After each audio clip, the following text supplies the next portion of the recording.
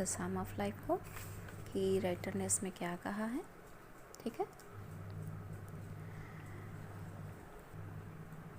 Life is real, life is earnest and the grave is not its गोल।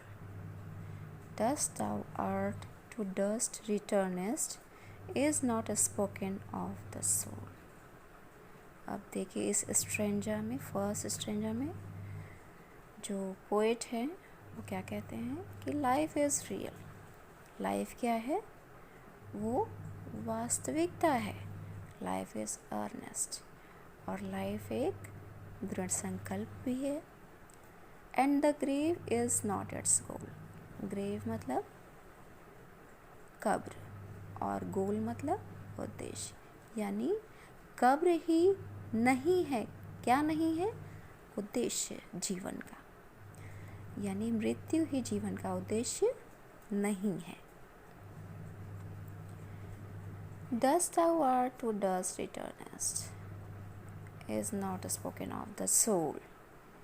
अब जैसा कि Bible में भी ये लाइन लिखी हुई है कि डस्ट, डस्ट मीन्स धूल, मिट्टी, दाऊ मतलब तुम, आर्ट मतलब आप जानते हैं कला, रिटर्निस्ट मतलब वापस होना, यानी जिस मिट्टी के तुम बने हो उसी मिट्टी में रिटर्न होना है, वापस मिल जाना है। Is not spoken of the soul, ये सोल के लिए यानी आत्मा के लिए ये कहना उचित नहीं है। हमारी ह्यूमन बॉडी तो मिट्टी से बनी है, मिट्टी में ही मिल जानी है, ये तो एक सत्य है, लेकिन आत्मा जो है वो क्या है, इमॉर्टल है, अमर है, वो मिट्टी में नहीं मिलती है। इसलिए ये कहना कि मिट्टी में आत्मा भी मिल जाएगी ये सही नहीं है।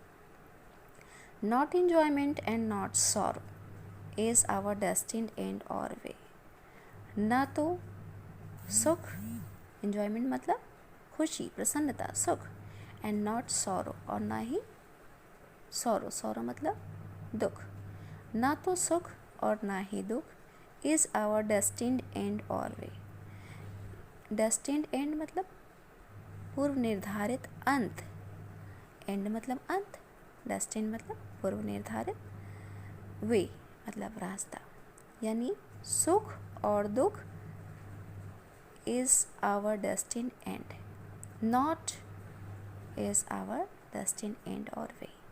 सुख और दुख हमारे पूर्व निर्धारित अंत नहीं है, ये रास्ता नहीं है हमारे जीवन का, यहीं तक हमारा जीवन नहीं सीमित है।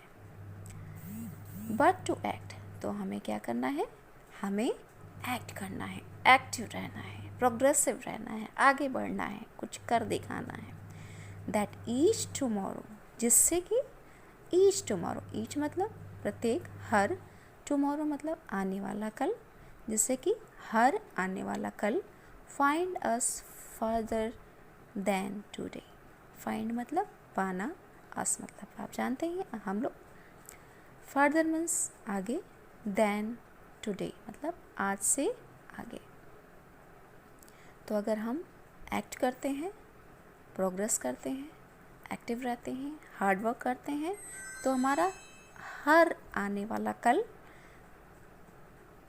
हम क्या पाएंगे, उसको फाइंड अस फर्दर, हम उसको आगे पाएंगे, देन टुडे आज के मुकाबले, यानी हर आने वाला कल हमारे आज से बेहतर होगा। In the world's broad field of battle, इस संसार के, वर्ड्स मतलब संसार, ब्रॉड फील्ड मतलब ब्रॉड मीन्स होता है विशाल, फील्ड मतलब आप जानते हैं मैदान, बैटल मतलब युद्ध का मैदान, फील्ड ऑफ बैटल मतलब युद्ध का मैदान। तो संसार के इस विशाल युद्ध के मैदान में इन द बीवॉक ऑफ लाइफ,